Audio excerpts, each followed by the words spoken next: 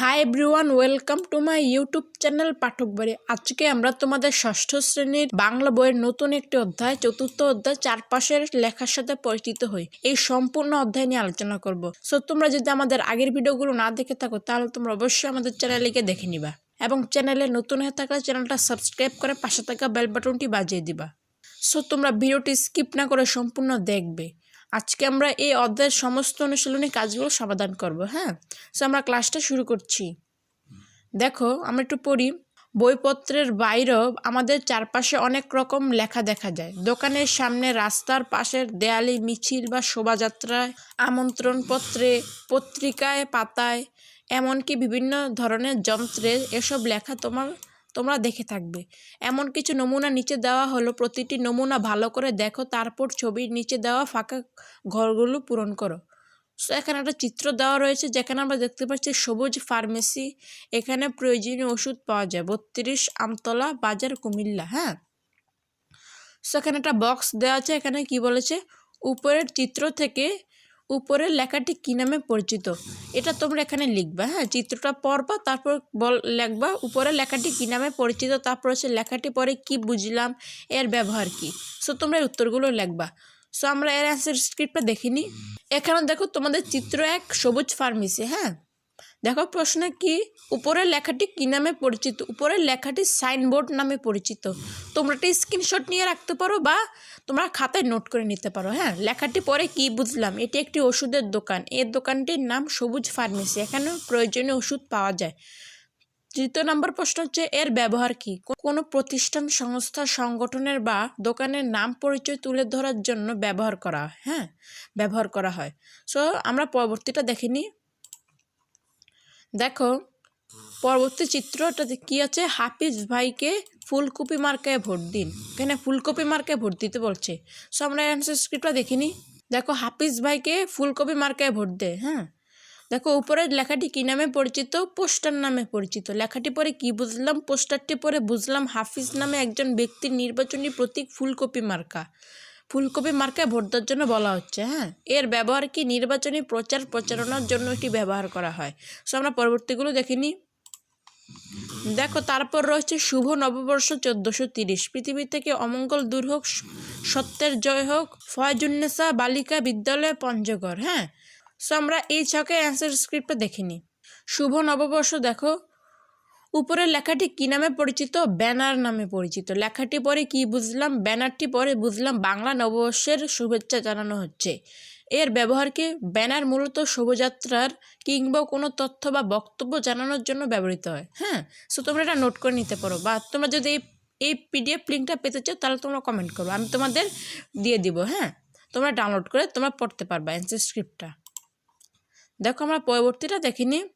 সুধী, আগামী 8 জুলাই 2023 শুক্রবার জীবনগড়ি গ্রন্থাগারের 3 বছর পূর্তি উপলক্ষে বইমেলা ও আলোচনা অনুষ্ঠানের আয়োজন করা হয়েছে। এই অনুষ্ঠান প্রধান অতিথি হিসেবে উপস্থিত থাকবেন বিশিষ্ট লেখক ইউসুফ হাসান। আমরা একটু দেখি। আমরা এর অ্যান্সার স্ক্রিপ্টটা দেখিনি। দেখো আমরা অ্যান্সার স্ক্রিপ্টটা দেখিনি। উপরের লেখাটি কী নামে পরিচিত, উপরের লেখাটি আমন্ত্রণপত্র নামে পরিচিত। লেখাটি পরে কি বুঝলাম, আমন্ত্রণপত্রটি পরে বুঝলাম গ্রন্থাগারে 3 বছর পূর্তি উপলক্ষে বইমেলা ও আলোচনা অনুষ্ঠান আয়োজনের প্রধান অতিথিকে আমন্ত্রণ জানানো হচ্ছে। এর ব্যবহার কি, আমন্ত্রণপত্রের মাধ্যমে মূলত কোনো অনুষ্ঠানে অতিথিদেরকে আমন্ত্রণ জানানোর জন্য ব্যবহার করা হয়। বুঝতে পেরেছো? আমরা পরবর্তীগুলো দেখিনি। দেখো তোমরা দেখতে পাচ্ছ একটা খবরের কাগজ। এখানে একটা টুথপেস্টের বিজ্ঞাপন দেওয়া হয়েছে। এটা একটা বিজ্ঞাপন। দেখো, নিম পাতা টুথপেস্ট, দাঁতের যত্নে ব্যবহার করুন, সুস্থ মারি, ঝকঝকে দাঁত, সুন্দর হাসি। সো আমরা এর অ্যান্সার স্ক্রিপ্টটা দেখিনি। দেখো পোস্টারটা দেখো, খবরের কাগজের মধ্যে টুথপেস্টের ছবিযুক্ত লেখাটি কী নামে পরিচিত, খবরের কাগজের মধ্যে টুথপেস্টের ছবিযুক্ত লেখাটি বিজ্ঞাপন নামে পরিচিত।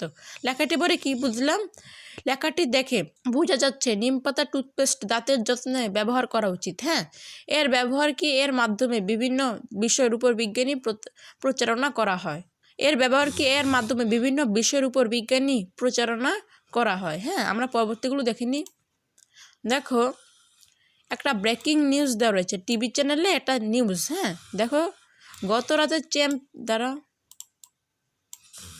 হ্যাঁ দেখো, গতবারের চ্যাম্পিয়নকে 34 রানে হারিয়ে বাংলাদেশ ক্রিকেট দল এশিয়া কাপ জয়, দেশবাসী আনন্দ উল্লাস। হ্যাঁ, সো আমরা এর অ্যান্সার স্ক্রিপ্টটা দেখিনি।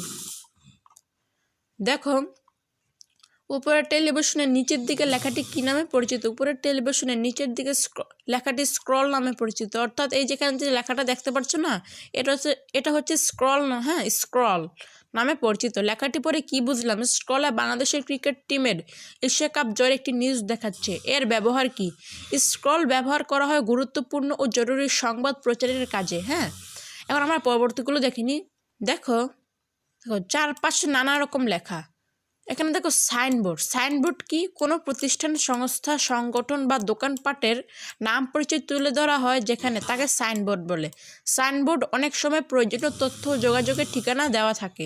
তারপর হচ্ছে পোস্টার।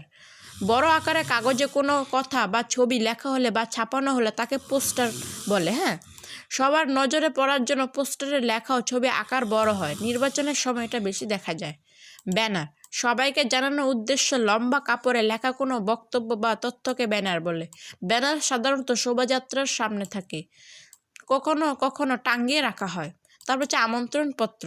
কোনো অনুষ্ঠানে আসার জন্য আহ্বান জানিয়ে লেখা চিঠিকে আমন্ত্রণপত্র বলে। হ্যাঁ, আমন্ত্রণপত্রে অনুষ্ঠানের বিবরণ, স্থান, তারিখ, সমষ্টি ইত্যাদির উল্লেখ থাকে। তারপর হচ্ছে বিজ্ঞাপন। পণ্য বা তথ্য সম্পর্কে সবাইকে জানাতে পত্রিকায় বা অন্য কোনো মাধ্যমে যে প্রচার চালানো হয় তাকে বিজ্ঞাপন বলে। বিজ্ঞাপন লিখে বা ছেপে প্রকাশ করা যায়, আবার অডিও ভিডিওর মাধ্যমে শোনা বা দেখার সুযোগ থাকে। হ্যাঁ, তারপর যে স্ক্রল। সাধারণত টেলিভিশনে অনুষ্ঠান বা সংবাদ প্রচারের সময় স্ক্রিনের নিচের দিকে সরু লাইনে কিছু কথা ডান থেকে বাম দিকে সরতে দেখা যায়, এগুলোকে স্ক্রল বলে। হ্যাঁ, স্ক্রল বাক্য বলে। স্ক্রলের মাধ্যমে তাৎক্ষণিক ও জরুরি তথ্য জানা যায়। হ্যাঁ, এখন দেখো নিজেরা করি।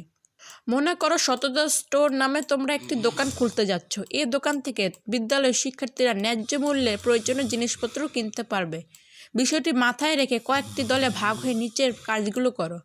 সো দেখো, প্রথম কাজ আমাদের করতে হবে, দোকানের সামনে টানানোর জন্য একটা সাইনবোর্ড তৈরি করো। তারপর দ্বিতীয় কাজ হচ্ছে দোকানের প্রচারের জন্য একাধিক পোস্টার বানাও। তৃতীয় হচ্ছে তোমাদের উদ্দেশ্যের কথা জানিয়ে শোভাযাত্রায় ব্যবহার করার জন্য একটি ব্যানার তৈরি করো। তারপর হচ্ছে চতুর্থ স্টেপ হচ্ছে আমাদের দোকানের উদ্বোধনী অনুষ্ঠানের জন্য একটি আমন্ত্রণপত্র লেখো। তারপর হচ্ছে পঞ্চম, দোকানের উদ্দেশ্য ও উদ্বোধনী অনুষ্ঠানের তথ্য জানিয়ে পত্রিকায় প্রকাশের জন্য একটি বিজ্ঞাপন তৈরি করো। তারপর রয়েছে শেষ, দোকান উদ্বোধনের খবর টেলিভিশনে প্রচারের জন্য একটি স্ক্রল বাক্য রচনা করো। হ্যাঁ, সো আমরা এই সবগুলোর অ্যান্সার স্ক্রিপ্ট দেখিনি। হ্যাঁ, দেখো নিজেরা করি। মনে করো সততা স্টোর নামে তোমরা একটি দোকান খুলতে যাচ্ছ। আচ্ছা দেখো, তোমাদের প্রথম যে স্টেপ হচ্ছে দোকানের সামনে টানানোর জন্য একটা সাইনবোর্ড তৈরি করা হলো। এটা হচ্ছে সাইনবোর্ড। হ্যাঁ, দোকানের সামনে এই সাইনবোর্ডটা আমরা লাগাবো। সততা স্টোর, এখানে সব ধরনের পড়ালেখার সামগ্রী পাওয়া যায় সবচেয়ে সুলভ মূল্যে। যোগাযোগ, তারপরে ঠিকানা। হ্যাঁ, তারপর ছবি দিয়ে দিয়েছি এভাবে। তারপরে যে দোকানের জন্য একটা পোস্টার তৈরি করা হলো, ওটার একটু পোস্টার সাইজে আমি দিয়ে দিয়েছি। হ্যাঁ, তারপর দেখো দোকানের জন্য একটা ব্যানার তৈরি করা হলো, এটা হচ্ছে ব্যানার। তারপর দোকানের জন্য একটা আমন্ত্রণপত্র তৈরি করা হলো। দেখো আমন্ত্রণপত্রটা একটু পড়ি, তোমরা এটা দিতে পারো। হ্যাঁ, শুভেচ্ছা নেবেন আগামী 25শে এপ্রিল 2023 10 ঘটিকায় সততা স্টোর উদ্বোধন উপলক্ষে এক অনুষ্ঠানের আয়োজন করা হয়েছে। উক্ত অনুষ্ঠানের প্রধান অতিথি হিসেবে উপস্থিত থাকবেন প্রধান শিক্ষক মহোদয়। উক্ত অনুষ্ঠানে আপনার উপস্থিতি একান্তভাবে কামনা করছি। শুভেচ্ছান্দের সততা স্টোর কর্তৃপক্ষ। হ্যাঁ, তারপর আমরা দেখি দোকানের উদ্দেশ্য ও উদ্বোধনী অনুষ্ঠানের তথ্য জানিয়ে পত্রিকায় প্রকাশের জন্য একটি বিজ্ঞাপন তৈরি করা হলো। দেখো এখানে বিজ্ঞাপন, এখানে আমি ওই ব্যানারটা দিয়ে দিয়েছি। হ্যাঁ, দেখো এখানে কি লেখা আছে, দোকান উদ্বোধনের খবর টেলিভিশনে প্রচারের জন্য একটি স্ক্রল বাক্য রচনা করো। হ্যাঁ, সো দেখো স্কুল গেট ঢাকা সততা স্টোরের শুভ উদ্বোধনী আগামী 25শে এপ্রিল 2023 10 ঘটিকায়। এটা হচ্ছে স্ক্রল বাক্য। হ্যাঁ, এটা হচ্ছে স্ক্রল বাক্য। হ্যাঁ, আমরা কিন্তু এটা দেখে নিয়েছি, আমরা পরবর্তীগুলো দেখিনি। দেখো পরবর্তীতে রয়েছে পঞ্চম অধ্যায় বুঝে পড়ি লিখতে শিখি। সো আমরা পরবর্তীতে পঞ্চম অধ্যায় থেকে শুরু করব। এই নতুন ভিডিও পেতে তোমাদের অবশ্যই আমাদের চ্যানেলটা সাবস্ক্রাইব করে রাখতে হবে এবং চ্যানেলের নতুন হয়ে থাকলে সাবস্ক্রাইব এবং পাশে থাকা বেল বাটনটি বাজিয়ে দিতে হবে। এতক্ষণ থাকার জন্য ধন্যবাদ। দেখা হবে অন্য কোনো ভিডিওতে। ততক্ষণ পর্যন্ত ভালো থেকো, সুস্থ থেকো। Thank you. আসসালামু আলাইকুম ওয়া রাহমাতুল্লাহি ওয়া বারাকাতুহু।